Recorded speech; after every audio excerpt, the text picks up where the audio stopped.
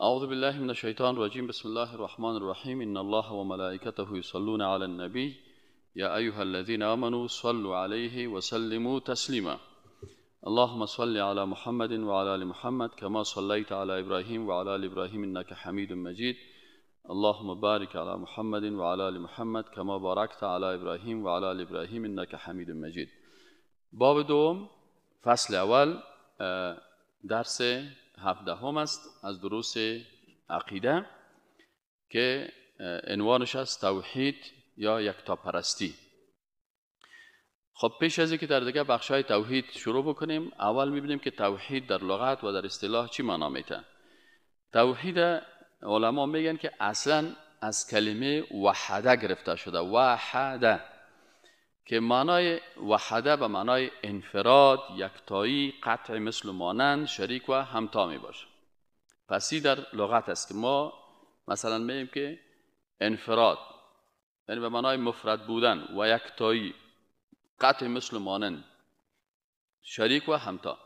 پس وقتی که ما توحید میگیم معنای ازی هست که ما با وحدانیت الله سبحانه و تعالی عقیده داریم، به یگانگی الله سبحانه و تعالی عقیده داریم، به قطع مثل مانند که یعنی ما قاطعا عقیده داریم که الله سبحانه و تعالی در ذاتش، در صفاتش، در افعالش، در عباداتش کسی شریک نداره. ایره چی میگن؟ ایره توحید میگن. و اینال کلمه وحده، ای که مثلا ما توحید از کجا گرفتیم، چرا اصطلاح را استعمال میکنیم؟ ما همیشه باید فکر ما باشه که در عقیده ما هیچ چیز از دل خود باید جدید پیدا نکنیم. همیشه باید به قرآن رجوع بکنیم، همیشه باید به سنت رسول الله صلی الله علیه و رجوع بکنیم و حتی کلمات را که ما استعمال میکنیم ادب با اعتقادات امیر تقاضا میکنه که هر کلمه را که ما استعمال میکنیم باید اصل در قرآن داشته باشه، اصل در سنت رسول الله هم داشته باشه. صحابه کرام که رهبرای ما و شما بودن و پیشوایای ما و شما بودن و اونا از ما که اسلام خوبتر میفهمیدن، اونا باید این کلمات اصطلاحات استعمال کرده باشن.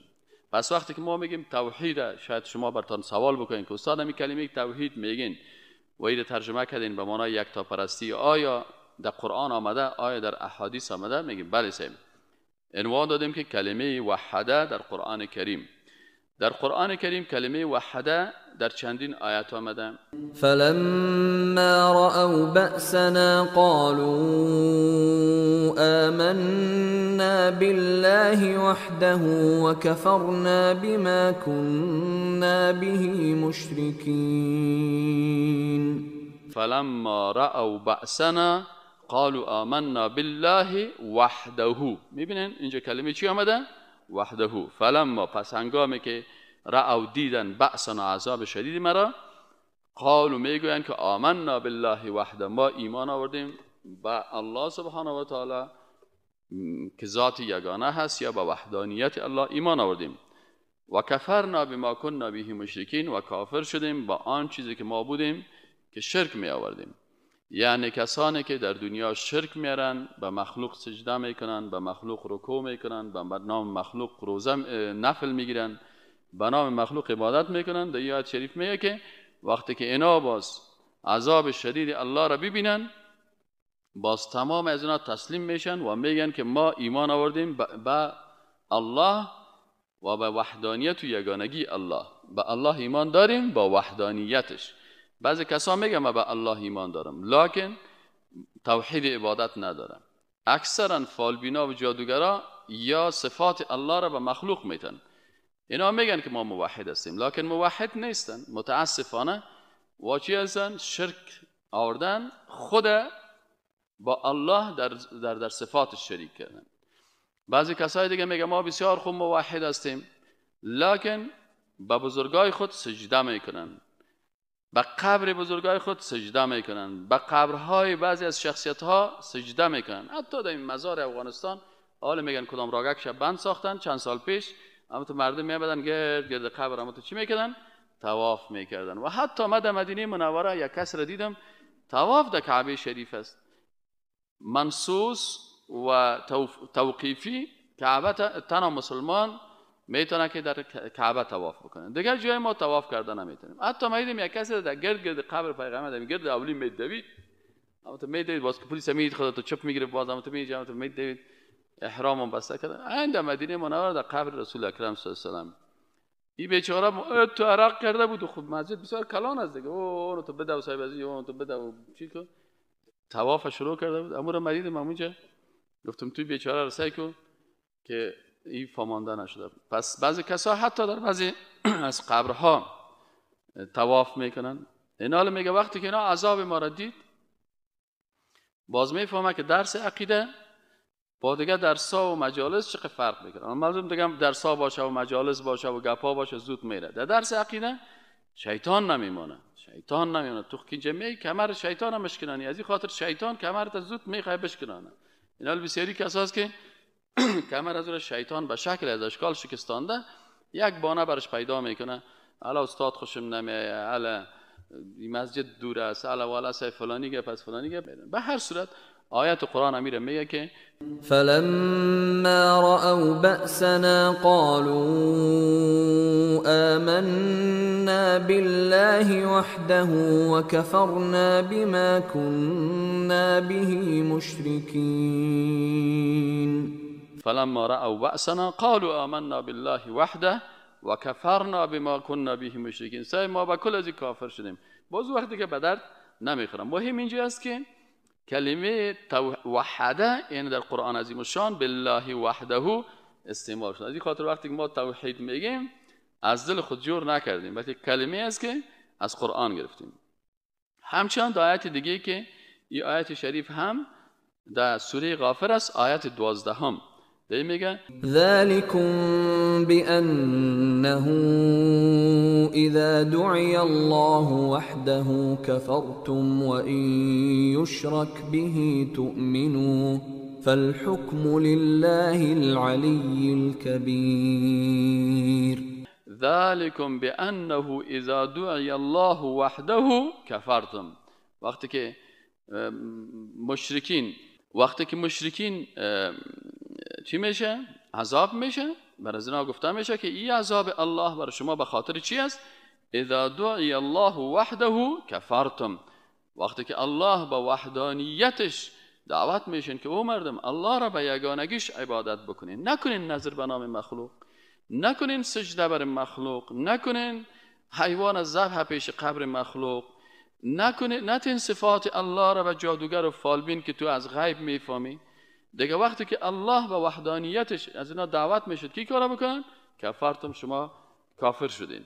این در اینجا هم سعی کنین که اذا دعی الله وحده، پس کلمه وحده و توحید اینجا آمدن.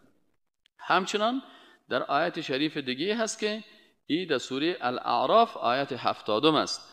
قالوا اجئتنا لنعبد الله وحده.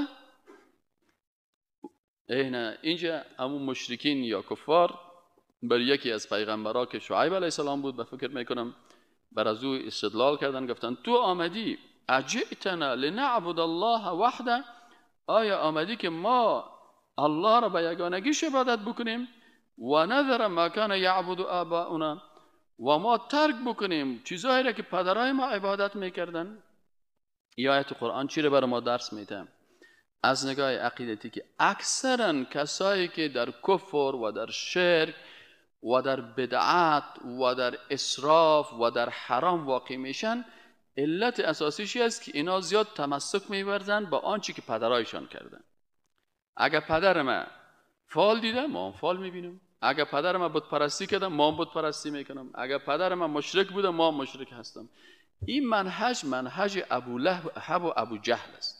بسیاری کسایی که صفاتشان صفات ابو جهل و ابو لهب است، وقتی که برشان حق گفته میشه میگن نه صاحب شما این گپا را میگین 40 سال پیش ملا نبودن که این گپا را میگفتن؟ 40 سال پیش چرا عروسی اسلامی نبود؟ 40 سال پیش چرا درس توحید نبود؟ 40 سال پیش چرا صاحب اینمی نوروزی بود و اینمی شعله شیرین بود و اینمی نظر بر ازیا بود؟ فقط استدلالشان به اینمی هست. اگه برش بگوییم که امیالی که تو در درس عقیده نمیشینی، خب شاید بابا کلان هم در درس عقیده نمیشید. اما وقتا علما بودن میگفتن کجا شما رفتین درس از اونا را گوش گرفتین؟ پس همین قسم که بابا کلانای تو در پیش در ساز می دویدن میرفتن، حالی که تو میری پدر کلانای تو هم همین قسم بودن. در غیر از او علمای سابق هم کتابایی را که ما خواندیم و دیدیم و علمایی که بودن کلشان این بدعت‌ها و این شرکیات و این کفریات. از این روز اول که ما صنف نو در مدرسه رفتیم که برای ما استادا میگفتن که نظر عبادت است فقط برای الله شود و وقتی که سجده میگفت برای الله شود. یک روز ما یک استاد گفتم استاد ببخشی امی نعت خواندن و کت تبله یا چطور است؟ امی استاد متعصبش خراب شد، مرا گفت این سوالا چرا از من میکنی استاد؟ ما را حدیث شریف درس میداد، مولوی صاحب عبدالباقی از پغمان بود. سلمان قار سعی کرد گفت تو سوالات هیچ سوال صحیح نیست، برو این سوالایی که نعت برو کت ساز بخوانی گفت برید از سراهنگ پرسان کو، این جای ایگپا در مدرسه نیست. یعنی مجرد که میگپا را میزدیم حتی یک حرکت بسیار شد میکرد که آدم از این حرکتش میفهمید که والا این کارا قطعا در دین نیست. پس ایناله امی کسایی که برای پیغمبر هم استدلال میکردن چی بود دلیلشان؟ اجئتنا لنعبد الله وحده. برای پیغمبر میگفتن آیا تو آمدی برای از که ما الله را به یگانگیش عبادت بکنیم و نذر ما کان یعبد آباؤنا و بگذاریم آنچه را که پدران ما میکردن. پدرای ما صاحب بت پرستی میکردن، پدرای ما نوروزی داشتن، پدرای ما مثلا بدعت ها داشتن، پدرای ما شعله شیرین داشتن، پدرای ما عاشورا را تجلیل میکردن. این خیمه دیگه کل از این ترک بکنیم. پدرای ما در عروسی ساز می آوردن، می رقصیدن، دخترها را می آوردن، بچه‌ها را می آوردن. ما صاحب از فلانی جای کابل هستیم، مردم ما با رقصندگری بیخی از پدر رواجشان است. اینا چی است؟ اینا کلش چی میکنن؟ فقط گپش چی است؟ پدر پدر پدر پدر. در حالی که سعدی چی میگه پشت نام پدر چی میگردی؟ پدر خویش شو اگر مردی. پشت نام پدر چی میگردی؟ باز جای دیگه میگه پسرم وقتی تو را در قبر نهند نگویند که پدرت کیست، گویند عملت چیست. تو را به پدرت چی؟ ابراهیم علیه السلام پیغمبر بود، پدرش بت تراش بود و بت می ساخت. آل ابراهیم علیه السلام باید پشت پدر خود میرفت؟ گفت نه خیر من نمیرم. علی ابن ابی طالب رضی الله عنه یک نوجوان 10 ساله بود لکن شخصیت عالی داشت. وقتی که حق فهمید وحدانیت الله را رسول اکرم صلی الله علیه و آله برش معرفی کرد، فوراً گفت مرا که الله پیدا کرده خاص پدرم مشوره نگرفته، من به مشوره پدرم به وحدانیت الله ایمان میارم و جوان 10 ساله نوجوان مسلمان شد. پس این کلمه توحید اون در تقریبا دیدیم در آیات شریف هم کلمه وحده آمده. همچنان توحید که از کلمه وحده گرفته شده در احادیث رسول اکرم صلی الله علیه و سلم هم آمده. یک حدیثی است که ایره امام احمد رحمه الله تعالی روایت کرده، مسند احمد ابن حنبل در جلد 3 صفحه 391 و سنن ترمذی امام ترمذی صاحب هم روایت کرده تحت نمبر 259 و قال حدیث حسن صحیح. پس این حدیث امام ترمذی روایت کرده و گفته حدیث حسن و حدیث صحیح است. خب ما به خاطر ازی براتون رفرنس میتونم، به خاطر ازی که هیچ وقت شما آل اکثرا کسایی که در شرک و در بدعت مبتلا هستن احادیث میارن قصه ها را از یک کتابی که هیچ معلوم نیست. مثلا برجبوی که اینمی روایت را که تو میگی در کدام کتاب است؟ نام یک کتاب میگه که برو اسرار ملاجانان. اما کسی که از حدیث گپ میزنه باید از کتابای معتبر بگویه که مثلا اینی روایت در صحیح البخاری هست. وقتی که صحیح البخاری گفتی اینمی السیدی مرا که در تاجیکستان برادرای تاجیک هم که بشنون میگم والله استاد درست است. اگه ایرانی در ایران هم بشنوه میگه یالا بسیار خوب است، واقعا این حدیث صحیح البخاری هست، این حدیث صحیح مسلم است. از این خاطر اکثرا بدعت ها و شرکیات که در کشور ما و شما نشر شدن ایست که در پل خشتی میرن صاحب یک کتابه که یک کس نوشته کرده و اونمون صاحب در بین مردم چاپ کرده، نه روایتش معلوم است که این حدیث از کجا گرفته، یک قصه را شروع کرده و بسیار مثلا چی کردن. پس سند حدیث بسیار مهم است به خاطر دین ما. کمال دین مقدس اسلام در امی هست که دین مستند است. یکی از مستشرقین خاورشناسا او چی میگفت؟ او میگفت فقط مسلمان ها تنها در تمدنشان in Islamic civilization، اگر مسلم ها در تمدن اسلام تنها امی خدمتی که برای حدیث رسول الله هم کردن یا بر از یا بسیار متفاوت. چرا؟ میگه چون مسلمان ها احادیث آنقدر غلبیل کردن و خوب ایره تحقیق کردن احادیث صحیح را کشیدن، احادیث ضعیف کشیدن، احادیثی که دروغ بعضی کسا گفتن کلش کشیدن. با میلیون‌ها جلد کتاب است در حدیث که کلش بیان میکنه. پس ما چرا این کتابا را نمیخونیم؟ چرا نمیریم روایت از صحیح البخاری نمیگیریم؟ چرا از صحیح مسلم نمیگیریم؟ چرا از کتابایی که علمای بزرگ اسلام مثل شیخ البانی کتابا را تحقیق کرده و میگه برای ما این حدیث صحیح است، این حدیث ضعیف است، این نفر که حدیث بیان کرده آدم خوب بوده، اینی آدمی که این حدیث روایت کرده از جمله دروغگویای مشهور است، پس حدیث از این دروغگو گرفته نمیشه. چرا ما خود زحمت نمیتیم؟ و خصوصا در مسائل اعتقادی. به هر صورت این حدیث شریفه که امام احمد رحمه الله و امام ترمذی رحمه الله اینا روایت کردن، چی میگن؟ از جابر رضی الله عنه روایت میکنه که رسول اکرم صلی الله علیه و آله گفت که یعذب الناس من اهل التوحید فی النار. این از کلمه توحید در حدیث رسول اکرم صلی الله علیه و آله آمده، یعنی خود رسول اکرم صلی الله علیه و آله این کلمه را استعمال کرده. ما میگیم عقیده توحید، سند داریم. این چی میگه در حدیث شریف؟ این هدف ما و شما کلمه توحید استعمالش در احادیث است، لکن حدیث هم میخوانیم به خاطر که معنایش هم بفهمیم، ازش هم استفاده میکنیم. میگه یعذب ناس من اهل التوحید فی النار. الله ما و شما را حفظ بکنه، الله حفظ بکنه. بسیار خطرناک است درباره ما و شما است، الله حفظ بکنه. میگه یعذب الناس، عذاب کرده میشه و مردمان از اهل توحید موحدین در کجا عذاب میشن؟ در فی النار، در آتش دوزخ. پس دوزخ تنها برای کافر نیست، دوزخ تنها برای مشرک نیست، دوزخ تنها برای مرتد نیست، برای منافق نیست. اینا دوزخ فرق میکنه که یکی دوزخ برای کافر و منافق است، گناه دائما و خالدین فیها ابدا هست، و یکی برای انسانهای موحد و یکتاپرست که اینا با وجود موحد بودن خود گناه میکنن، حق مسلمان میخورن، به حرام مبتلا هستند، به گناه ها مبتلا هستند، و در مقابل لذت و زیبایی ابدی دنیا خودت برای یک لذت موقت دنیایی خودت مبتلا ساختن. دیروز یک قاری صاحب بود، من گفت که تصور کنین یک نفر به خاطر یک دختر بدکاری رقاصه 70 حور جنتی که در انتظار از این سور از دست میده. چرا از دست میده؟ به خاطر از اینکه به گناه مبتلا میشن. و دلیلش چی است؟ این همین حدیث شریف است که یعذب و عذاب کرده میشه ناس، مردمان من اهل التوحید. خب فکرتان نبگیرین، تو نگوین که ما والا موحد هستیم، یکتا پرست هستیم، عبادت به غیر الله نمیکنیم، صفات الله را بر کس نمیتیم، افعالش نمیتیم، ما دیگه قرار دغوندی خیر بشینیم، هر کاری که کردیم خیر است. نه، یعذب و عذاب میشن ناس، مردمان من اهل التوحید فی النار حتی یکونوا حمما. الله حفظ بکنه. میگه یا مثل چی واره میشه؟ حمم. اینا میگن در مصوب یک شرح حدیث همین کلمه را پیدا کردن، باز اونا گفتن حمم یعنی چی را میگن؟ فحم زغال سنگ میگن. میگه اینمی اهل توحید در عذاب الله در دوزخ عذاب میشن حتی یکونوا حمما، تا ای که اینا صاحب مثل زغال سنگواره سیاه میگردن. الله حفظ بکنه، الله سبحانه و تعالی حفظ بکنه ما و شما را. کل ما گناهگار هستیم و خصوصا در این شرایط و در این وقتی که ما و شما هستیم، این خب وقت آخر الزمان است، فتنه ها زیاد است. صبح نفر مسلمان میباشه دیگر کافر میشه، دیگر مسلمان میباشه صبح کافر میشه.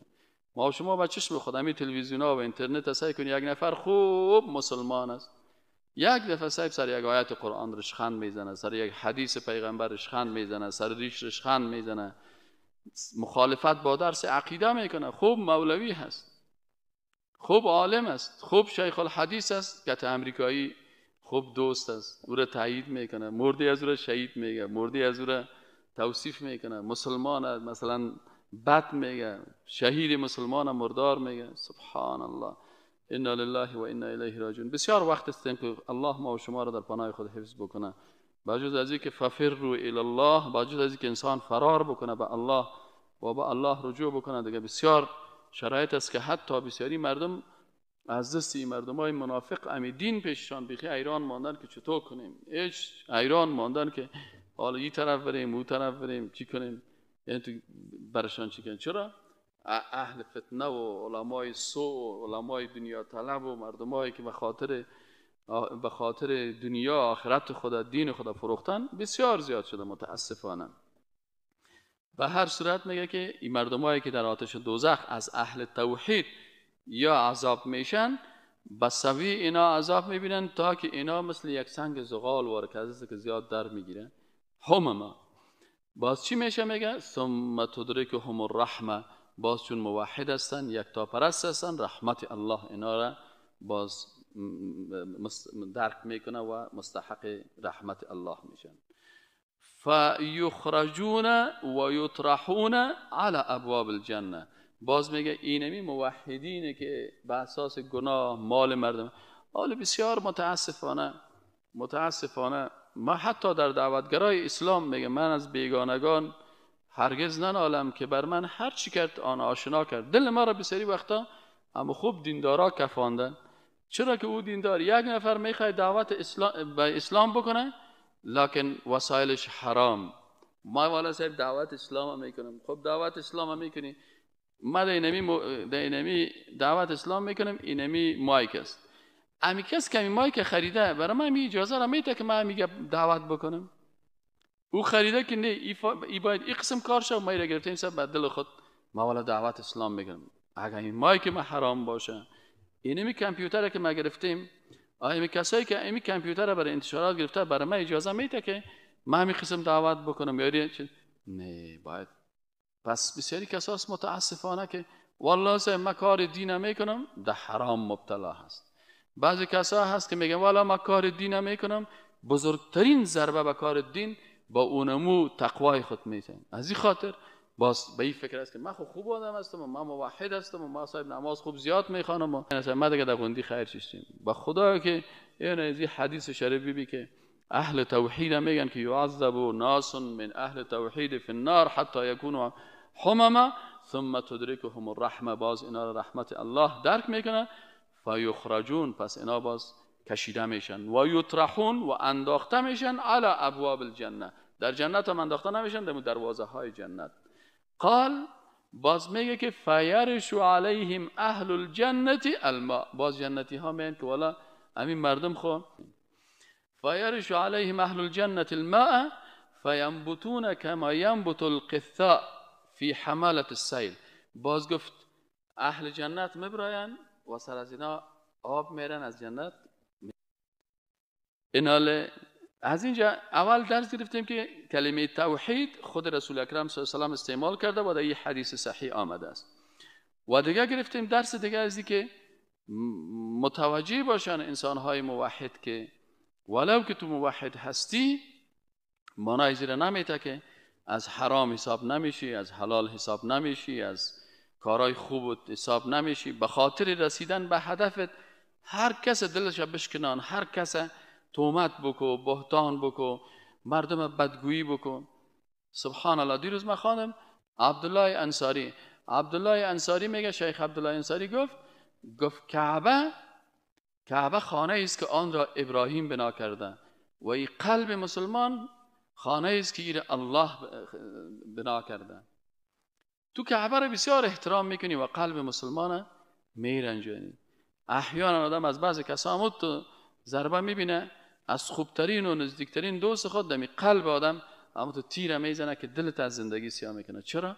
به خاطر از اینکه این بسیار بی تفاوت است در مقابل از اینکه والله ما صاحب موحد هستم، والله صاحب ما یکتا پرست هستم، ما والله صاحب عقیدیم خوب است، دیگه هر کس توهین کردم، تحقیر کردم، بد اخلاقی کردم، قلب مردم شکستاندم. در حدیث شریف دیگه هم آمده که امام مسلم این حدیث در صحیح مسلم آمده، صحیح مسلم از جابر رضی الله عنه از رسول اکرم صلی الله علیه و آله روایت میکنه که در بخش حدیث آمده که فاهل بالتوحید، پس این امو چی کرد؟ به توحید چی گفت؟ گفت لبیک اللهم لبیک لبیک لا شریک لک لبیک ان الحمد والنعمت لک والملک لا شریک لک. پس این حدیث شریف هم اون کلمه چی آمده؟ کلمه توحید آمده که در حدیث شماره 2137 صحیح مسلم ای آمده. خب این بود معنای کلمه توحید و آمدن توحید در قرآن و حدیث. میم در توحید در اصطلاح چی میگن؟ توحید در اصطلاح قرآن کریم و سنت رسول الله صلی الله علیه و سلم. ما برادر عزیز تعریفات خود از تعریفات فلاسفه نمیگیرم، تعریفات خود از تعریفات کسایی که به منطق و فلسفه و علمای کلام و فلانی است متأثر هستند از اون نمیگیریم. ما همیشه از قرآن کریم و سنت رسول اکرم صلی الله علیه و سلم.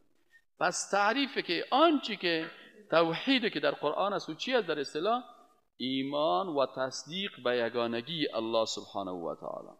اول قلبا مطمئن باشی، ایمان داشته باشی به یگانگی الله سبحانه و تعالی و این تصدیق بکنی که الله ذات یگانه هست در ذاتش، در افعالش، در صفاتش، در عبادتش. ایمان داشته باش و این تصدیق بکنی. آنچه که توی ایمان آوردی حالا تصدیق قلبی داشته باشی که بله آنچه که من میگم این واقعا راست است و این تصدیق میکنم.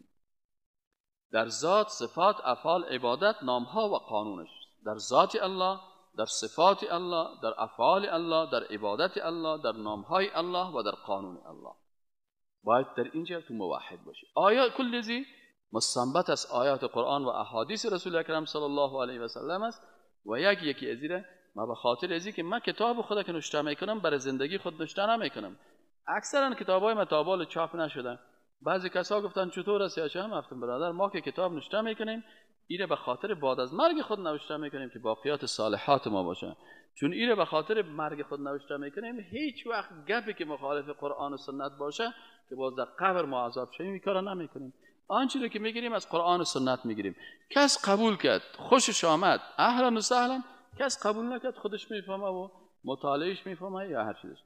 پس توحیدی که ما او را از قرآن عظیم الشان استنباط کردیم و علمای موحد و یکتا پرسته که اونا ایره استنباط کردن ما از اونا یاد گرفتیم که در او جمله مثلا امام ابو حنیفه رحمت الله علیه است، در او مثلا ابن ابی العز حنفی رحمت الله علیه است که شرح عقیده طحاویه را نوشته کرده، امام ابو حنیفه رحمت الله علیه کتاب فقه اکبر را نوشته کرده، امام ملا علی قاری رحمت الله علیه که شرح فقه اکبر کرده.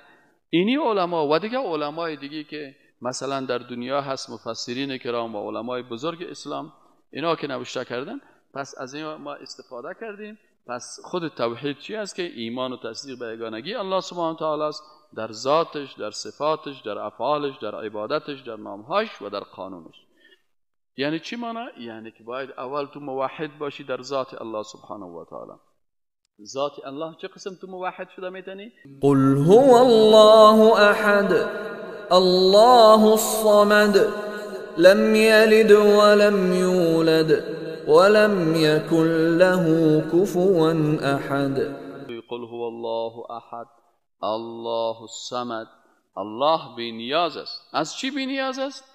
از پسر، از دختر، از مادر، از پدر، از سکرتر، از رئیس دفتر، از واسطه، از وسیله، از کسی که برای از او خبر برسانه یا کسی برای از او پیام برسانه. الله سبحانه و تعالی از کل جا بی نیاز است. پس تو موحد هستی ذاتش. چرا؟ الله سبحانه و تعالی در ذات خود ذات یگانه هست. از این خاطر گفته لیس کمثله شیء. وقتی که ذات الله را سرش فکر میکنی زیاد فکر نکن، فقط امر الله را آیت قرآن در نظر داشته باش که لیس کمثله شیء. اگر الله گفت ید الله باید ید الله را تحت کدام چوکات بفهمی؟ تحت چوکات لیس کمثله شیء. باید این تشبیه نکنی، تمثیل نکنی، تعطیل نکنی و این مثلا با صفات مخلوقات مخلوقه لیس کمثله شیء. در صفات الله سبحانه و تعالی همچنان وقتی که در صفات الله می باید بفهمی که الله صفات خاصی داره و انسان ها صفات خاص خود دارن.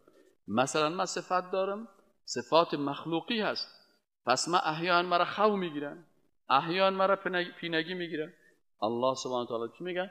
الله لا اله الا هو الحي القيوم لا تأخذه سنة ولا نوم الله لا اله الا هو الحي القیوم لا تأخذه سنة ولا نوم. من احیانا که اگه روز که خسته باشم قرارم تو شیشتم انت کلمه پایین استاد اینو چی میگن؟ اینو سنه میگن در زبان عربی. چی میگن؟ سنه. پس این مخلوق هست، عاجز هستم، خواب نکنم، وضعیتم خرابه. نوم خوابم خوب سری خورا خوش بود. این حاله وقتی که میایی بس صفات مخلوق باید با صفات خالق. لا تأخذه سنة ولا نوم. نه سنه میگیرش و نه هم نوم. پس این چرا؟ خالق هست دیگه، ذات کبریا هست، ما هستیم مخلوق هستیم. پس در صفات الله باید صفات مخلوق بشناسیم.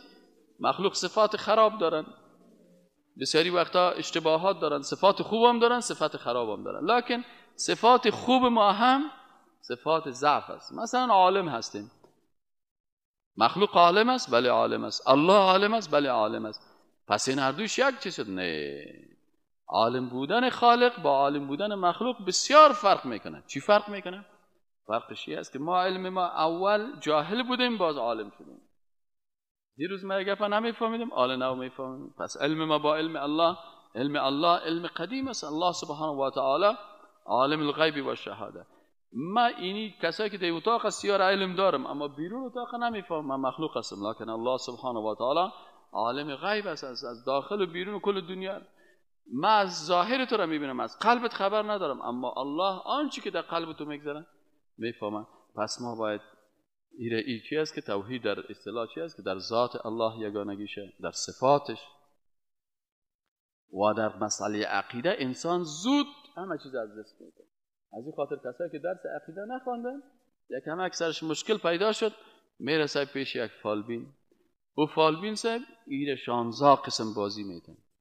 یکی از قصه های جالبه که اما برادر عزیز ما که موحد ما که الحمدلله به یک برادر موحد و داعی مبدل شدن، تخلص خدا تا داعی مانده. همین میگه یکی از قصه های فالبینی خدا روز برام کرد و این رو ثبت کردیم. یک 2 برنامه دیگه هم که ثبت کردیم که باش مردم خوب بفهمن. میگه یک فامیل بودن، هم پدرشان پیش میامد هم دخترایش پیش میامد. باز برای پدرش تعویض میدادم، این تعویض بگی که دخترایت سر تو چیز نکنه، دیگه اعضای فامیل ببری این در زیر قرآن شریف بان. بازی پدرش همین تعویض مرا با اون ساختمان تاش میبردم زیر تعویض من. باز من میفهم که این دخترایش آمد، او پدرش پت از دخترا میامد، دخترا پت از پدر میامد. من میفهمیدم که این دختر عزیز فلان.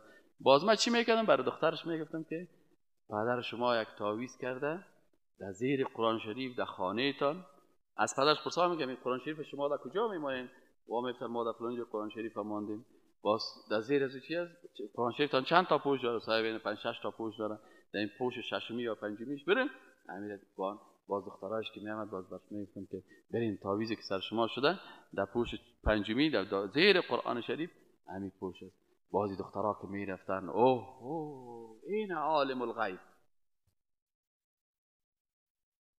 که حتی از خانه ما از تعویض ما در زیر زیر قرآن شریف بعضی رسال میگرفتن. خب باز دیگر از پدرش میگفت دخترها رو میگفتم با می خیال ما چی کنیم؟ میگفتم شما برین پدرتون براتون یک تعویض میدم برین غمش بخورین. چی کنیم؟ دمی زیر توش بالش تزی دمی زیر بالش تزی رسال چخ کنیم. باز پدر از اینکه میگفت صاحب ما وضعیتم خراب است، باز برای زوام یک میگفت تو مرا که روی تالیت سعی کنم که تو بسیار آدم چیزی هستی و دلتنگ هستی و چطور هستی چه هستی. باز میگفت که صاحب ایناله ما پرام تعویض کردم. مرا چطور تعویض کردن؟ بکشم تعویض تا برو امین زیر بالش تا چیز کو سال کو در پشت چندم چه فلانی در زیر بالش تو صاحب اینمی تعویض است. این صاحب مردا که میرفت این صاحب سوار از پدرش هم عقیده میکرد که این صاحب ای فالبین صاحب چی است؟ عالم الغیب است.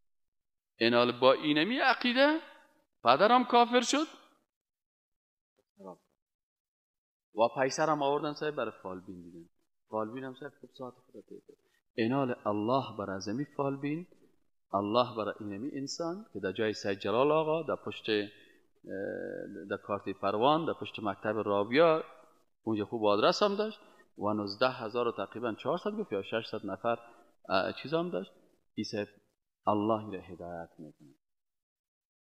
چون بیچاره نمیفهمید، فکر میکرد این کارهایی که من میگم کارهای خوبه. وقتی که عیسی سیدیای اسلامی را شنید، ببینید سیدیای اسلامی را اکثرا فالبینا و جادوگرا و یگانتا که در شرک مبتلا هستند، یا چرا میگم سیدیای استاد دایی را نشنوین، سیدیای مولوی عابد نشنوین، سیدیای مولوی متوکل نشنوین، سیدیای مولوی مصطفی را نشنوین، خی سیدیای کی را بشنویم؟ برین سیدیای گلزمان را بشنوین، برین سراهنگ را بشنوین، برین از گوگوش را بشنوین که سخی شیر خدا دردم دوا کرد، مناجات مرا پیش خدا کرد. یعنی سخی شیر خدا درد مرا دوا کرد، در حالی که درد انسان الله دوا میکنه. و مناجات مرا همون که پیش مشرکین میرفتن پیش دی بود چرا میریم؟ لیقربونا الی الله. این مناجات مرا، من خودم که با خدا مناجات کرده نمیتونم، یا العیاذ بالله خداوند مهربان نیست که گپ ما بیچاره را بشنوه. باز من رفتم در سخی جان بازی مناجات مرا، این بازی ها باز برای مردمه که از سیدیای صدایی کرده، برو گوگوش بشنو، برو گل زمان بشنو، برو استاد سراهنگ بشنو، برو ایره بشنو، استاد رحیم بخش ببخش. الهی زلیخا عزیزت بمیرد که یوسف به تخت تجمل نشین.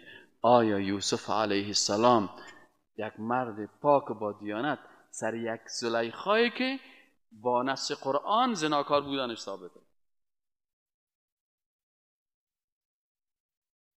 آیا یوسف که با قدر پاک بود و الله او را حفظ کرد، او باز عاشق امت یک زن فاسق و فاجر زناکار میشه؟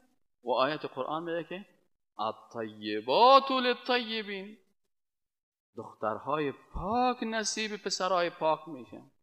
الخبیثات للخبیثین، دخترای زنای خبیث نصیب مردهای خبیث میشن. به هر صورت میم سرازی که گپ سرازی هست که جهل است که صفات خالقه برای مخلوق میده، جهل است و جهل سبب کفر است.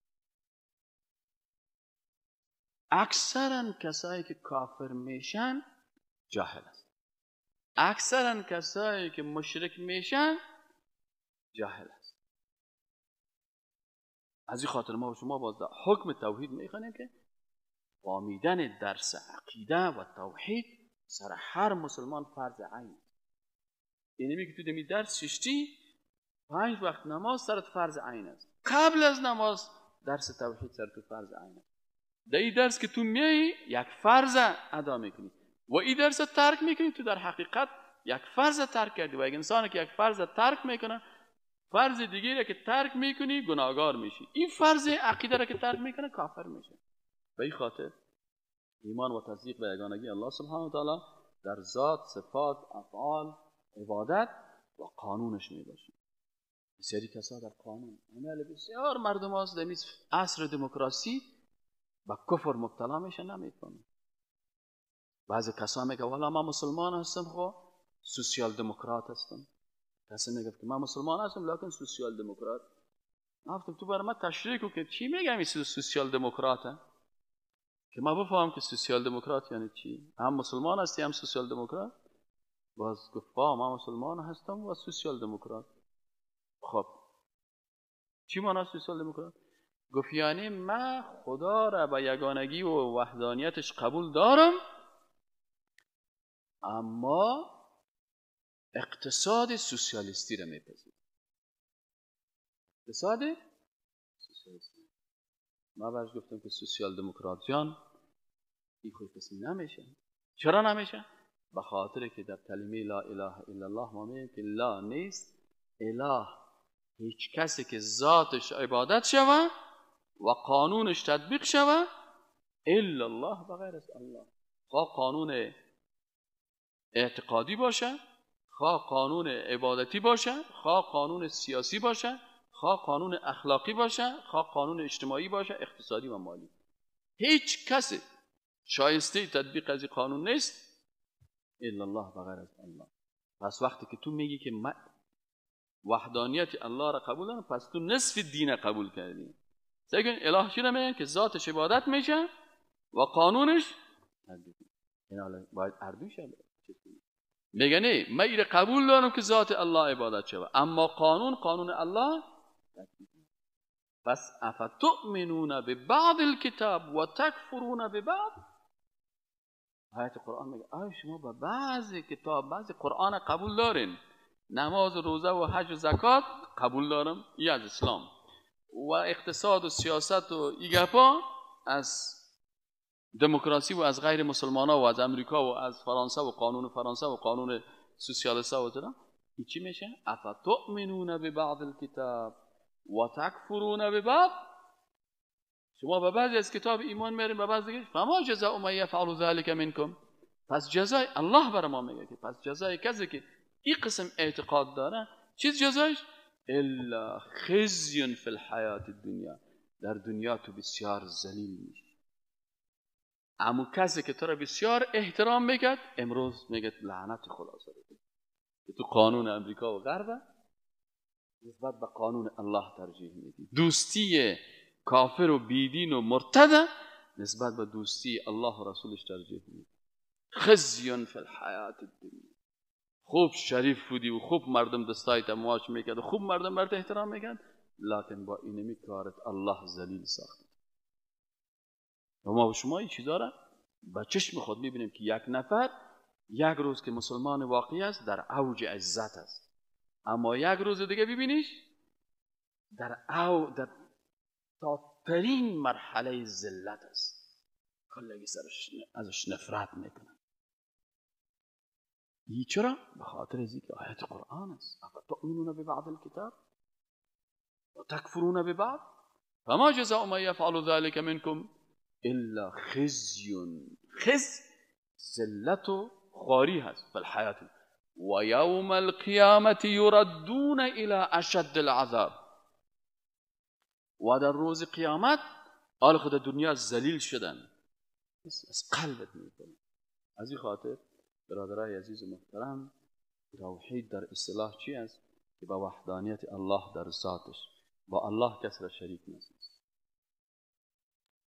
و در صفاتش صفات الله را به کس به مخلوق ندید، و در عبادتش آنچه که عبادت است ایره بر مخلوق ندید. کی کافر شد؟ اولین کافر کی بود؟ اولین کس که لعنت شد کی بود؟ اولین کسی که از بین رفت کی بود؟ شیطان ابلیس. چرا؟ ابا و استکبر و کان من الکافرین. تکبر، حسد. بسیاری کسا بسیار خوب آدم است، لکن تعصب قومی، تعصب زبانی، تعصب مذهبی ایرسد به کفر مبتلا میکنه. خیلی ما اشتباه کردیم پارسال، ما اشتباه نکردیم، ما هم اشتباه کردیم. حالا ما هم یک وقت برای ما همی صاحب بزرگوارای فامیل ما گفته بود که دودی نشته میکنی، نشته که فرعون هامان شداد نمدید، ما هم نشته میکردیم، لیکن روز فامیلی منی کفر است. الهی بد کرد. ما هم وقتی که محصل بودیم نمیفهمیدیم موسیقی را، ما هم موسیقی میشنیدیم، لیکن روزی که فهمیدیم که موسیقی حرام است و دیدن به طرف دختر نامحرم حرام است، رقص زن نامحرم دیدن حرام است، شنیدن صدای امی آوازخوان زن که میشنوی حتی در یک جای مخان والله اعلم روایتش دقیق نمیفهم که در گوش ازی سرب پر میشه و گوشه که صدای زن نامحرم است